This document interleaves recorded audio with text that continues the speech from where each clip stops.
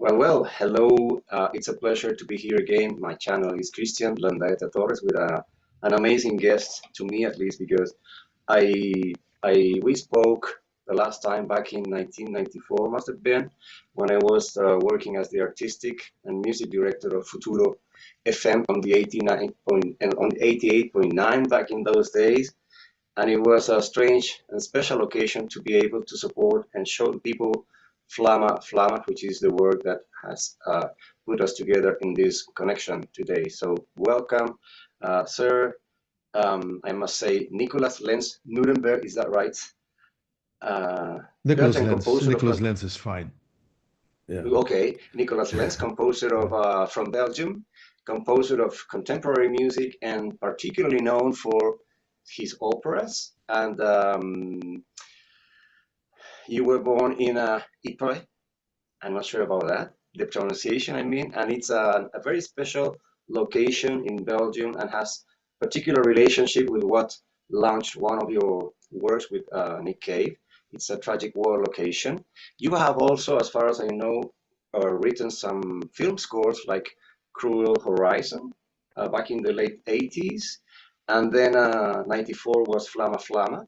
But then I just discovered that 8 years before, between 86 and 88, you were already also recording, or you were also making pop music, singing, making some singles, and that was really amazing. Is that you? Yes. Um, Welcome, Nicolas. yeah, welcome. Thank you. Thank you for having me. That Welcome. was another person, I think, in that period, and I consider it now a little bit as youth sins. But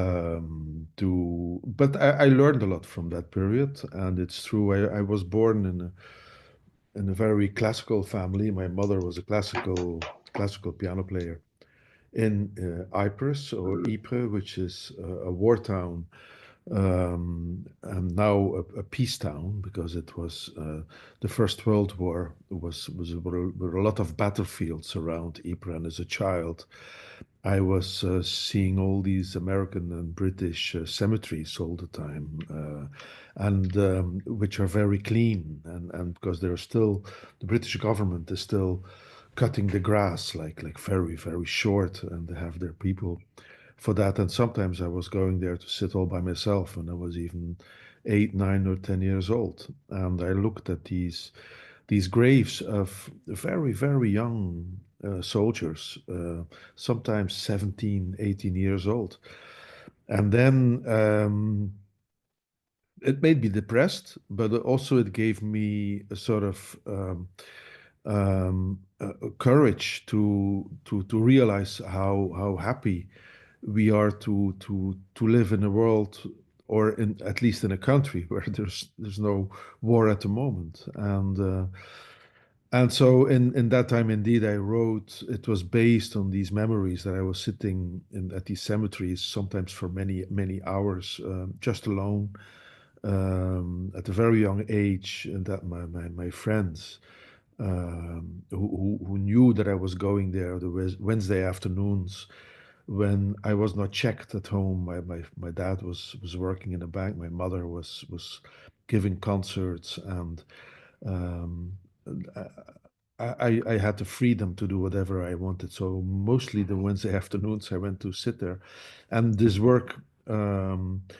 This other requiem I wrote, Shell Shock, a Requiem of War with Nick Cave, was based on those memories of the horror of war, of which I was not really a witness, but I was a witness of the leftovers of it, and this was strong enough. Um, Flamma was a totally different type of work at the time. It was my first grant work, if you might say it. It was still very much influenced by the structure of pop music, and it's true that I went from my classical education. I went away from it to liberate myself because it was too classical, and like at home we only listened to classical music, other music. I'm not going to say it was not allowed, but it was not it was not done. We didn't listen to any other music. So in that time, I went to friends to secretly listen to like Black Sabbath and Led Mhm. Zeppelin and Jethro Tull Mhm. and Queen's Clearwater Revival in that time and all these things, and it influenced me, Wow. and it had something hidden as well. So I had some steps in the pop music as well, but I very quickly I realized it was not fulfilling to me, and I heard things in a different way and more with orchestra. And what I did then is trying to do something new with the education that I had, but also with these influences of pop music. Something that I felt comfortable with, and of the things that I heard in my head at that time, Mhm. and that Mhm. was this combination of all that that resulted in Flamma Flamma at the time. Yes, Well, and you so have given us, I, yeah. I was very much also influenced by ethnical music in that time, Mm. and people Mhm. thought I was completely crazy to put this together, ethnic voices with a mixed choir and classical opera singers, highly trained, which are 19th century operatic voices.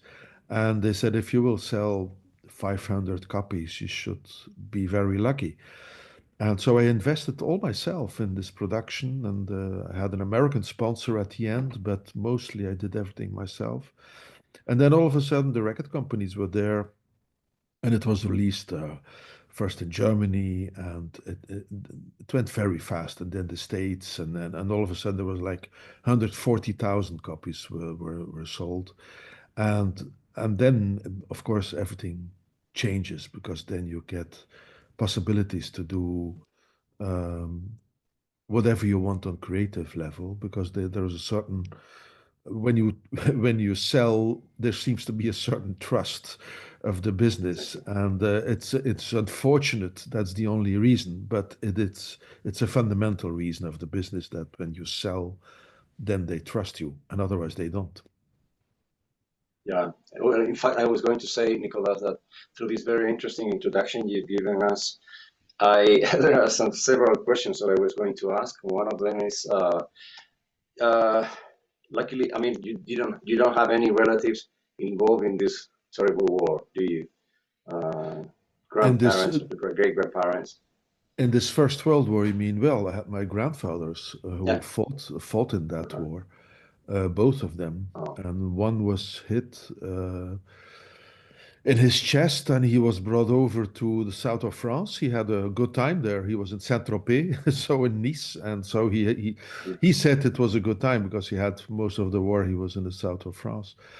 But another grandfather was less lucky, and he was a victim of what they call mustard gas. And there was on one moment it was the first time that they used this chemical weapons, and it was a mustard gas. And the mustard gas, when there were people sitting in the trenches for a long time, and so when you go down, then the mustard gas goes down, and when you go up, it went up also. So it was many people were killed by that, and had one grandfather who survived it because he was just not in the layer of this mustard gas. But he lost one lung, and also he had a serious hearing problem because he was between all kind of bombs, and so he lost hearing. And Mhm. so yeah, I for this grandfather, it was taboo to talk about war. You could never speak about it with him. The other one was quite open about it. So yeah, it's that that that was it. Yeah, Mhm. yeah. Now, I was going to ask also if you so you were trained in music, or you a self-taught musician. Um, did you get formal training, music education? I got a very formal training since I was 3 years old from my godfather, who was a violin player, and he became sick and he had multiple sclerosis. He was a fantastic violin player. I by accident I have his photo here um, Mm. next to me. I could. I Yeah, don't know if yeah. you can see it. Yeah, very, Yeah, yeah, he yeah, was a beautiful man as well. And yeah. he taught me violin when I was 3 years old because he was bored and sitting in his wheelchair. And so I had a very formal training. Of course, my mother who was a classical piano Hmm. player, and I went to conservatory, Royal Conservatory, and everything. But I never studied composition because I didn't want to. Okay, I okay. was so much afraid that I would be too much influenced by teachers. As I heard it, I could recognize students from teachers, not because I could hear where they studied, and I didn't want this for myself. I said it will take years to liberate yourself from this education of one particular a teacher, and I said I'm going to do it myself. So I went to Los Angeles and I bought. There was no internet in that time, and I bought all kinds of books on orchestration, like Walter Piston and all these, and I thought myself, which was not easy. Of course, I knew all I had diplomas at the conservatory of solfège and all these things. I mean, I was a musician. I played double bass, I played trumpet, I played in the National Orchestra of Belgium. But as a composer, I thought myself completely. And that was not so easy in the beginning because there's nobody to say You're doing right. Yes. you're doing well and you studied well and or to correct you or who said, listen, if you do it this way, it will be easier. But on the other hand, if you do everything yourself, it's the enthusiasm is quite big, and also the incentive is quite big because it's something that you like, and you do not count the hours of studying. You just want to know it and not to get good points or compliments, but for yourself. So I'm not going to say in all kinds of studies it's better to do it in a autodidactic way, but sometimes it can help in certain situations. It might be very productive. Yeah, it's good for self-confidence, I guess, which is what lacks is missing sometimes in music lessons. You get to you get into many patterns, as you say, and you are like demanded to sound like certain things, maybe. But I understand your point. Now, you were Yeah, saying about counting the hours aspect. Uh, I understand that Flamma Flamma was your first meaningful composition, the one that attracted the record industry. yeah. Is that so? Yeah, and Well, then, yeah. yep, yeah, go No, ahead. no, it was the first time that indeed I made a major work, and it was a sort of a last chance I gave to myself in a way that I said I wanted to write this work since a long time. I was influenced by traveling. I did a lot of adventurous traveling in that time before, like in Papua New Guinea, Haiti, Sri Lanka, and I went all these kind of places, and I was extremely influenced by my travels into the tribes where I stayed for a long time in Papua New Guinea. And when I got back there and I saw these death rituals in those tribes, then I was very much inspired to write Flamma with where I'm coming from, and as a sort of long cremation. Actually, it was a known ritual with lots of respect of purification through the fire. That was the whole idea. And of course, I was influenced by the tribes I've seen in Papua New Guinea, where a cremation or a funeral is a very natural thing, and it's not a ceremony like we are used to, very static and very organized and very. There it was so free, and I went to Sing Sings, which sometimes took 34 hours. Everybody is naked and dancing around the fire. People are even making love. They're eating, they're drinking, they take drugs even. And I couldn't believe my eyes. And I said, well, it's a very extreme other way to celebrate life or end of life. but it was very respectful, actually, and especially towards the person who died. Really, were celebrating life in all its aspects, and this was very new to me.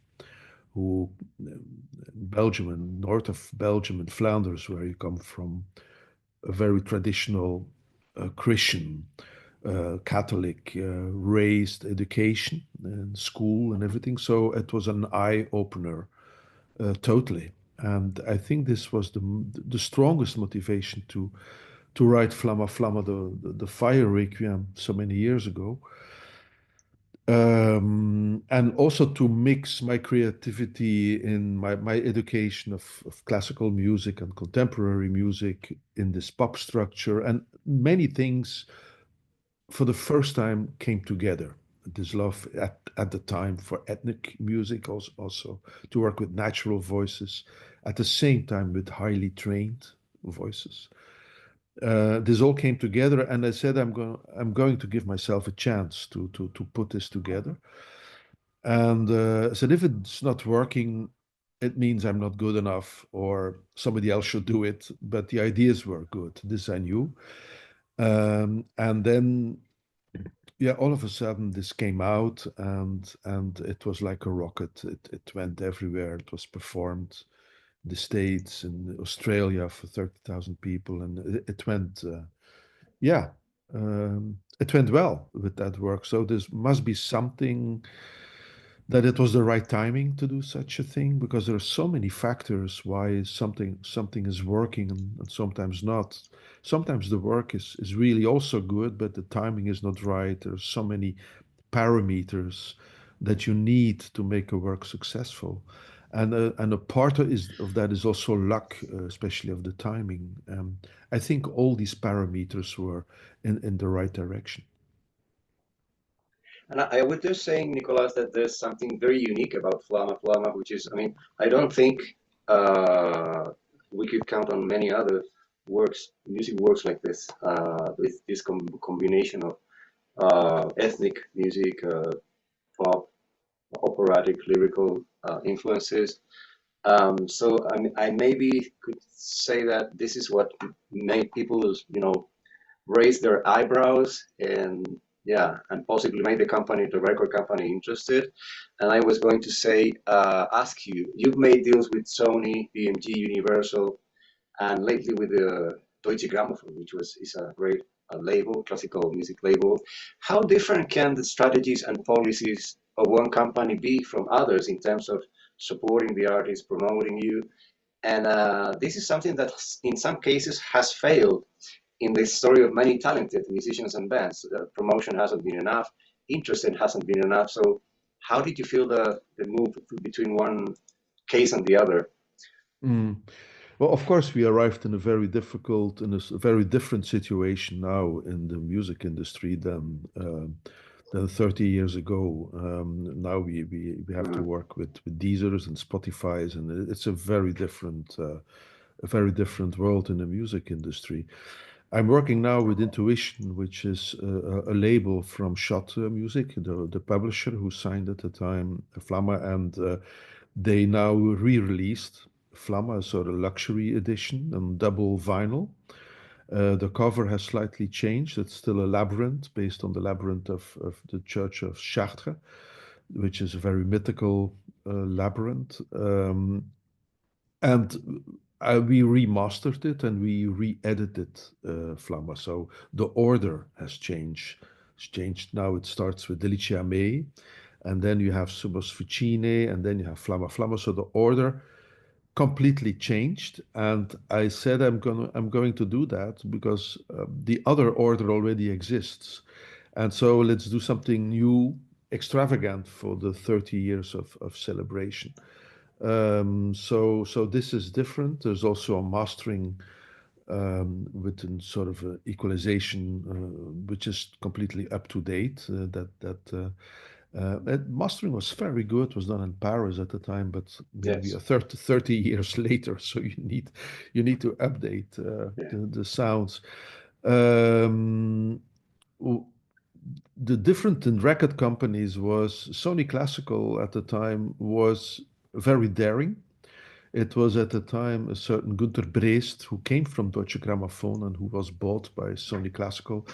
And it was a very progressive, powerful label also in New York. I was invited to New York. They released it there. And they were daring to do things. And of course, they had the means and the possibilities to do that, but they did it.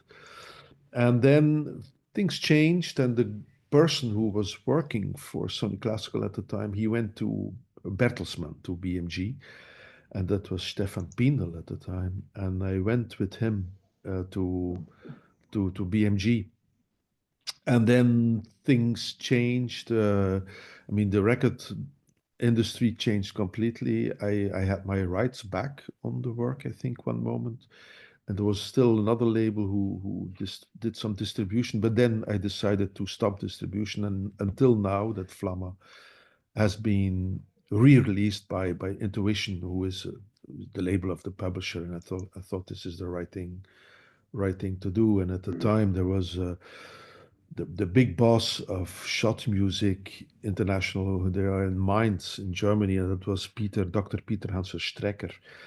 And Hanse Strecker is now in his 80s, but it was actually his idea also to re-release Flamma in this new mastering, and I thought it was a great idea, and so there it is. It just had been released only 1 week, 10 days, I think.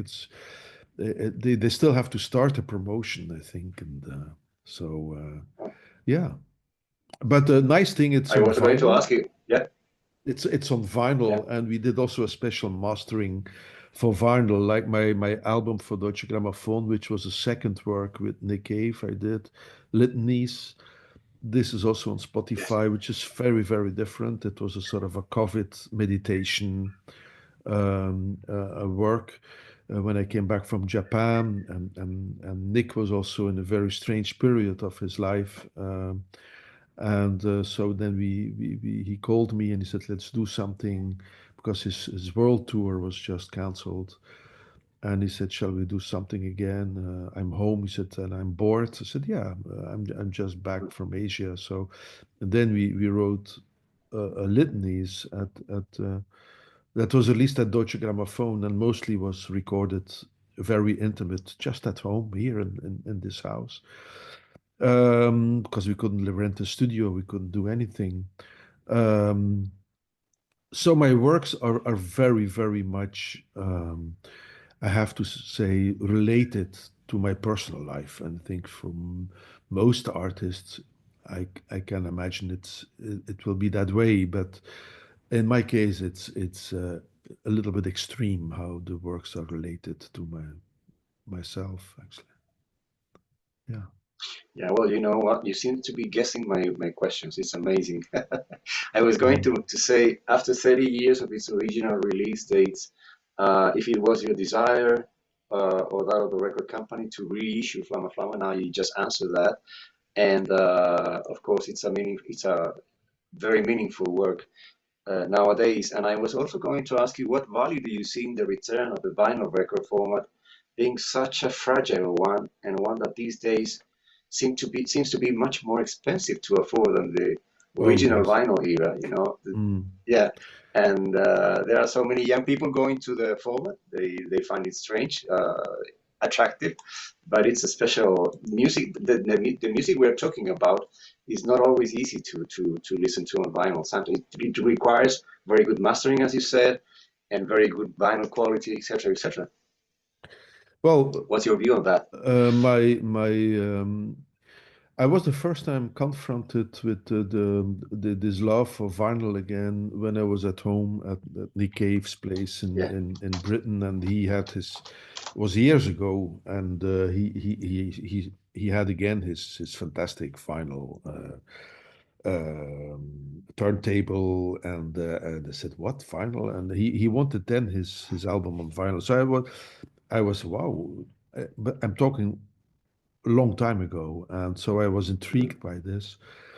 And then I realized that my daughter, who is an artist, she's a painter, and she lives in Berlin. Mhm. She's quite young, and where she lives, they have a turntable, and they go to the market, to the flea market, and they try to. It's like a new sport to find these old vinyls in very good condition, Yeah.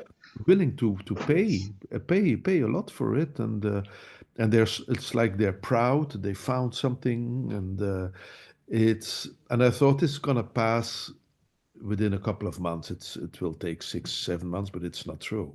People are again in the vinyl business, and I think they're a little bit fed up with the digital stores, although I appreciate them very much. I mean, it's such an easy way to get to all kinds of music. On the other hand, it's what we call in French palpable, that you can touch music again, and you have a big, I mean, the cover, it's something of value, almost also physical, that you can have at home, that you can look at it, you can look at it with two, you can read the lyrics, you don't have to scroll, or you need internet or something, you just can, with the open fire again, it's this coming back to a form of romantism. After a good walk, you drink some hot chocolate at home, you put the open fire, and you put on this album. And when I've seen it, especially in the house of young people, it's they creating a moment again themselves that we knew from a long time ago, very long time ago, but it's like a sort of a rediscovery. And I have to admit also, but then you need really a good installation, that the sound is, it's a cliche, but the sound is warmer from vinyl albums. It feels like closer, more intimate, and it's something that recently I found out that there is a warmer feeling coming from this vinyl. And also you have to go to turn the album. That there is an involvement you need. It's not from distance, or it's not from there. There's something, I think, which explains the mystery of this return of the vinyl to a whole new generation. And I think they're even selling more vinyls than CDs at the moment. So yeah, it's nice, I think. I don't hear you. Um, Yes, I'm back. I'm so sorry. okay, I yeah, mean, yeah, yeah, okay, yeah, I yeah. was getting some noise from the fourth floor, so I'm Okay, sorry. okay, okay. Yeah, now I was going to mention, Nicolas, I guess working with some of the people watching us might need this information. Australian singer and songwriter Nick Cave on pieces like Shell Shock, which is an interesting term. It's like a post-traumatic syndrome, Yeah, post-war, I guess. And there's somewhere I read it's you gave a voice for every victim of the war that did not have a voice in that war with this shell shock work, and also litanies, which was suppose very meaningful and novel to you, because somebody else put the lyrics, the lines, the stories with your music. yeah. And yeah, how did you come to combine your music experience from openly distant music fronts? Because Nick Cave comes more from a rock area, I would say, and there was such a fruitful product. I've been checking litanies, and it's extremely beautiful. So I'm Mhm. amazed with that too. Yeah. Uh, um, well, Nick to me, and I'm not only working with Nick Cave from Australia, I'm also working with this originally South African but Australian writer, author, Nobel Prize winner John Maxwell Coetzee. And we just did at the Adelaide Festival in March this year. We did a new chamber opera. Is this the gate that we wrote? And with John Coetzee, we I'm writing three operas. Um, I I like to work with authors that I really believe that every word it's like written with blood between their fingers. There's an authenticism uh, present, and with Nick I have this. I believe every word that he writes, and I have the same thing with John Coetzee. So it's this originality and this authenticism that I really am looking for, and especially the subjects. with Shell Shock, which was a Requiem of War. You cannot afford to have one word which is not at his place, that people would say this is just for the poetry, or this does not have a place there. You cannot afford that. It's such a heavy subject and so sensible, and so many people, especially as we speak, are still in this tragedy of conflict, of human conflict, and suffer from it every day. So you cannot afford, if you have the pretension to write about it, it should be right. And I'm not saying that you have to be, that you were witness of the war, but you can imagine that that's the only fantasy you want to, you want. Are you still there? Because I I am. think I am. yeah, you're there I again. am. Yeah. You cannot, you cannot afford to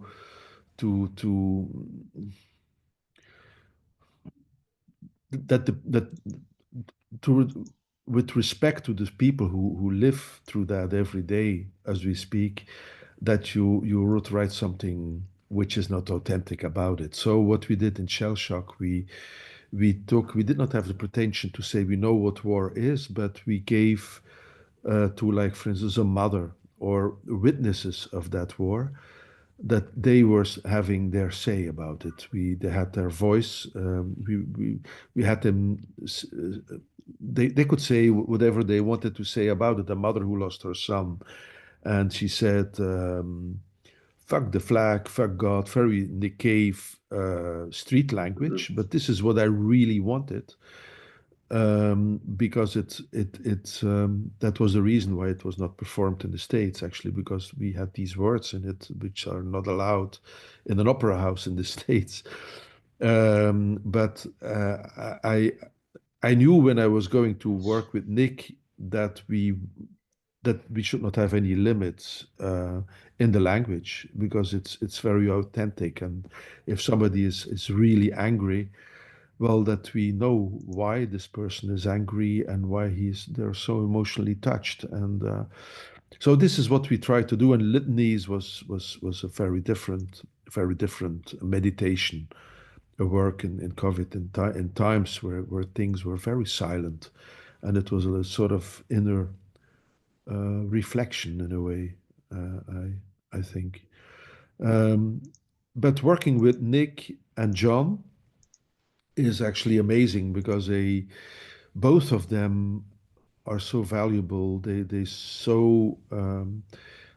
intrigue me. Their words intrigue me. They have a way of writing that goes to the essence of things. Both of them, and I could not do it any better. I did write libretti myself, but for these subjects, I think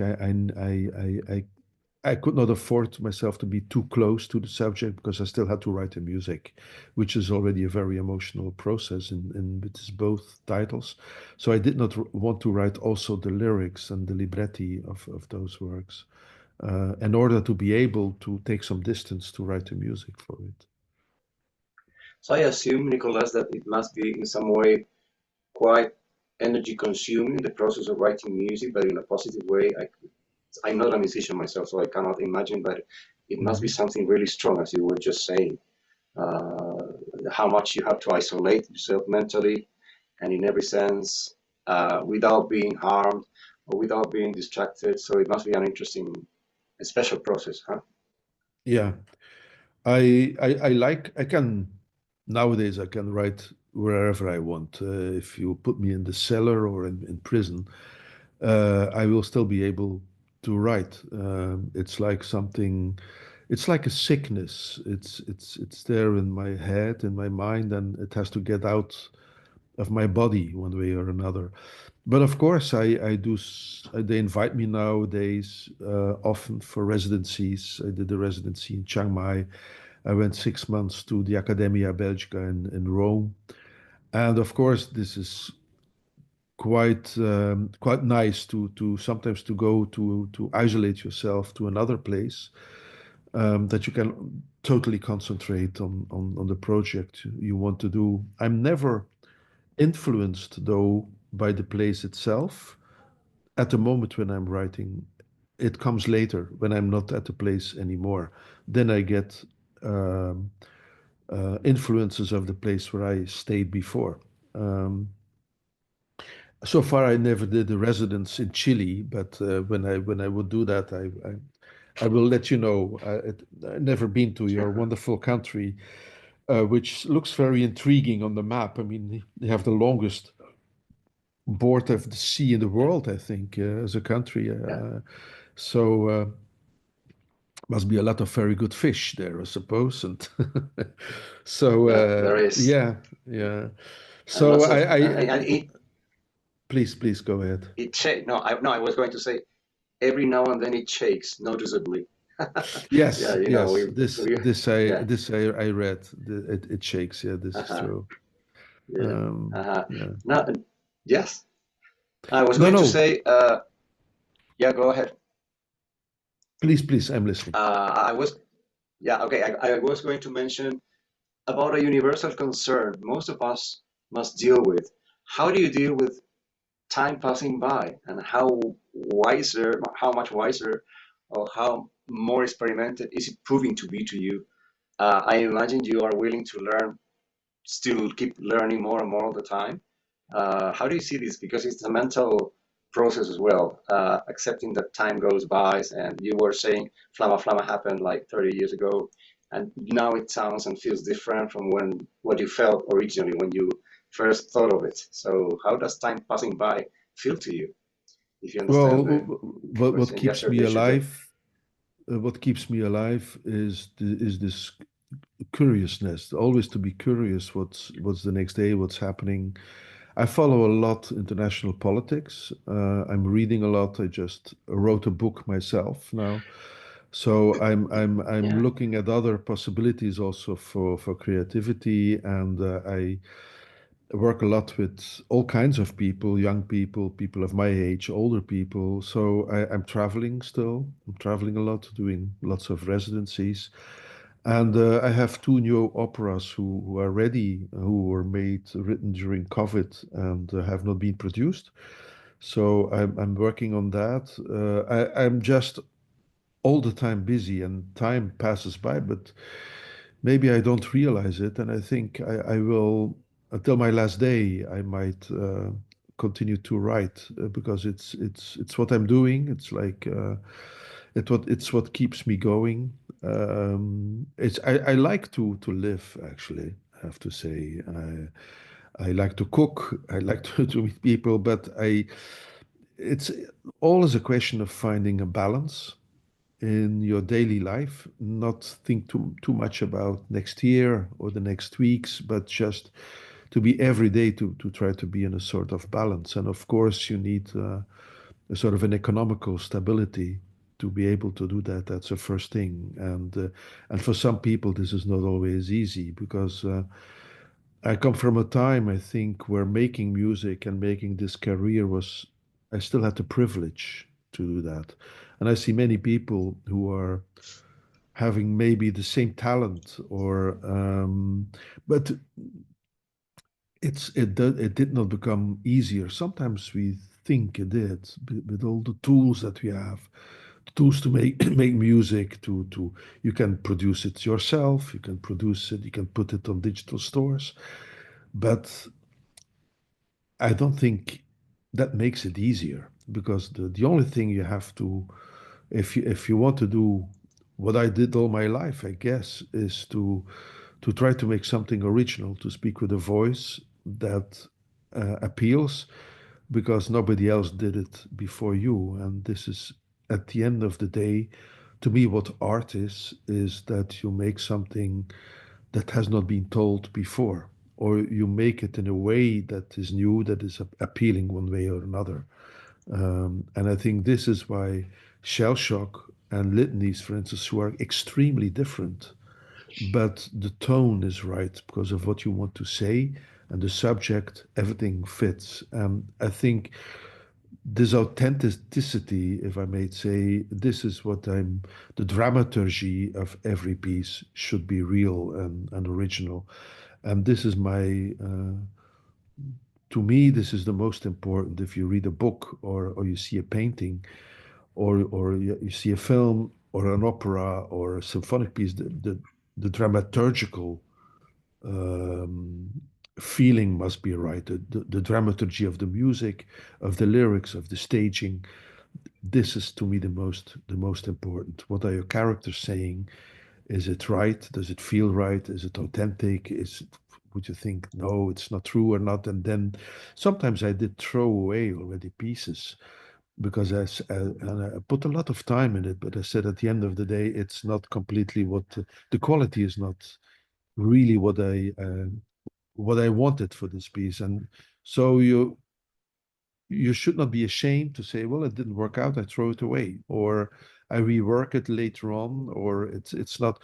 You're always trying and trying and to make something, and the first person who should be happy with it is yourself, and then you can share it with others. And so this is how I see my days passing by, because that was your question. For the rest of my life, it's just doing what I'm doing now, and it gets more and more pleasant. This is what I'm saying. Okay, interesting. Now, this is related to what I just asked you, Nicolas. Your greatest achievements, or some of your greatest achievements so far, your pending goals, wishes, and dreams. I think that you expressed that in a way. So what's next? You just mentioned two operas that are still in the production, still have to go into the production period. You think that there is something that you will still, you know, point to and try to achieve, do? You travel all the time, so I think that's a lot. It fits your mind and heart. So, is there anything that you still think that you would really, really like to do? That maybe you had to postpone because of your time devoted to music, if I could ask. Yes, I have two productions, which I did not sign for with an opera house because I want to have the right people to produce it and to direct it, stage direct it.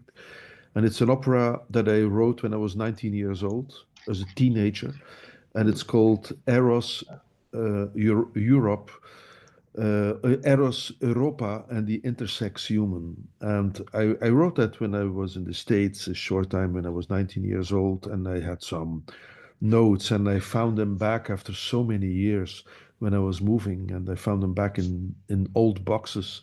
And it was written with a pencil, and it was very much influenced in that time still by the minimal music by Michael Nyman, Glass, Steve Reich, and all these people. But still, you can hear it's me through all these influences at very young age. And I put it on a piano and I played it again. And I said, if it's not good enough, I will just throw it away. That nobody ever knew I did write this. But I actually quite liked it, and I liked the sincerity of it and the naivety that was in this score.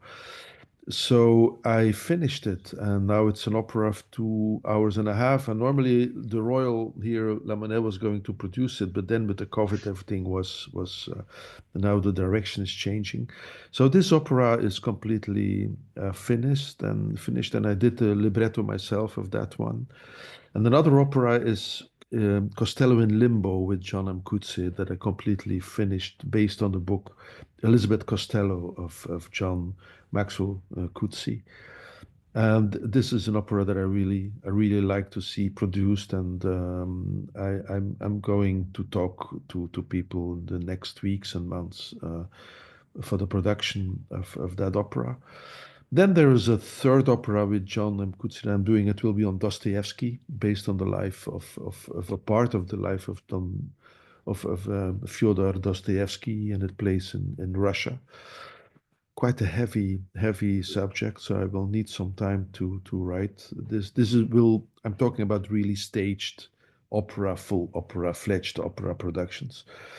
And then I'm busy also. I'm a lot in Switzerland in residence. For that, I'm busy with a French young writer, Rachel M. Schultz, and we're writing an opera on a fictional opera on the life of Arthur Rimbaud, the French poet who died at very young age in Africa. And it will be on his life, his time in Africa that he was. And I was all it's somebody that I was always fascinated with when I was even 13, 14 years old. And it's very, very difficult French, his poetry, and I didn't understand everything because I'm not French speaking originally. But just already the rhythm of his words and of his poems, I was completely fascinated by it and by his life. And he stopped writing poems when he was 20 years old. And this is what fascinated me terribly. I wanted to know how is such a gifted, talented, young artist is stopping when he is 20 years old. And I was intrigued by this question. And this opera will not trying to give an answer to that question, but will try to reveal certain things that we might find an answer easily ourselves to why is an artist um, so gifted stops producing. So this is an opera I still have to make. We're working on the libretto now, and this is something I'm looking forward to write. So yeah, that's a that's about it. And I'm writing books also for the moment, and I'm having Yeah, lots of fun with that. Yes, novels. Yeah, I was going to ask you. Yeah, I was going to ask you. I just saw the cover of a new yeah. book. We were talking about it before I started recording, so maybe you could tell us a little bit to the people watching us. What's the name of the book? The name of the book, And it's what's in Dutch. It's Het bed van lucht, which means a bed of air, and it talks about it's settled in the south of France in a sort of a bedroom, like in a chateau, like in a castle, and it's very hot outside, and we find a young girl looking into an old mirror, a mirror of the 19th century, French mirror, and she looks in the mirror, and next to her in the bed is an older man, and he's dying. And she does not know if he's in a coma or he will. And they seem to know each other, despite their difference in age. They seem to know each other quite well. And one moment, the guy is waking up, and they start to talk, and they have this very vivid conversation, and he's asking her to do something for him, and she's not pleased at all with his request. Although the request is decent, it's not nothing non-decent, but she's completely confused by this question. And at first she said, "There's no way I will do that." And she's like more like a sort of a punk girl, and he's a very noble person. So it's very very strange dramaturgy. And finally, she will decide to do what he is asking, and what happens then is the whole book, what she will do. So it's something that I have always been a writer. I was a journalist also a long time ago, but I never did it in the form of a novel. So this is the first time, and it gave me great pleasure. And at the end of the day, it's not much different than an opera because you're telling stories and you try to tell them in a very original, in an original way. The only thing is with a novel is that it's like you are directly in the mind of a reader, and the reader can put the novel away and can stop to read it, while somebody in the audience of the opera, it's more difficult to go away, so they are trapped. But you have to, it makes you very vulnerable, writing a novel, I think, as a writer, because what you're writing is going directly into the mind of every individual who is reading it. So it's even creepy if you think about it. But now it's out, and well, critics are good, so I'm quite happy. They're talking about eventually translations now in German, and we will Mhm. see what happens. It Hopefully Spanish? Hopefully Spanish too. Yeah, yeah, I hope that. Yeah, I would love that. Yeah. Yeah, And yeah. does it ever happen to you, Nicolas? Because we're coming close to the end of this conversation, I guess. Do you ever get some music impulses in your mind when you're telling these stories? Do these disciplines ever cross ways? Because the story you're telling me about this young girl and this noble old man sounds so interesting for a movie. and as well for a music score, film music score. You know what I mean? It might be, but and the people who did read it and also the critics, they said it's definitely a movie. It will be filmed one day. This story, because it's very visual and Mm-hmm. also what happens in the book, and that might be possible. But I think when you wrote a novel, I don't think I would be the right person to film it then, or to direct it, or to make music on it, because I think then you need the energy of somebody else who puts his interpretation or Mm-hmm. her interpretation on it. I think it would be too much me if I would do a second. If you write already the book, then sometimes it's better that somebody else is continuing the job. It's like sometimes I did conduct myself a piece, especially in studios, but I like it much more than when you wrote a piece that you have a conductor who is putting her or his interpretation on what you wrote. Because it can add a lot of value to your own work in a very good sense. Um, so yeah, I prefer somebody else would do it, but it happens a lot, but especially when I read lyrics or texts from others, like with Nick Cave, when he was sending me stuff Mm-hmm. immediately, and he was calling me, "What do you think? What do you think?" I said, "I'm still reading it." It's so easy, and because I was hearing already music just when I was reading the text, and you have to calm down because otherwise it goes too fast. I had the same thing with John also that. So when I work with lyricists or librettists, and they sending me their first draft or something, I have to sit down in a very quiet place to read it because I might have these impulses who sometimes are quite good and that you sometimes use the first impulses even in the very later stadium of the work. These impulses are very fresh, and so I respect them a lot, and I try to write them down immediately if it happens. Uh, yeah. Okay. Well, uh, I only have to say thanks so much, Nicolas, for this valuable time. It has been very educational and informative and incredible conversation because I don't remember we had so much time to speak when I was back on the radio back in 1995. I must have been. Yeah. So I hope to be sharing your music. Yeah, I hope to be sharing your music on my radio specials. For that, I might want to ask you for some ideas I'm going to talk about later. Uh, so thanks again for your time. I appreciate your interest and the best of luck. Good luck in whatever comes to you.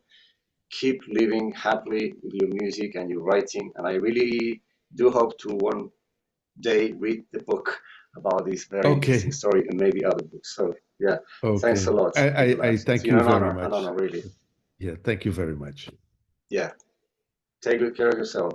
See Yeah. you around. See you. See you.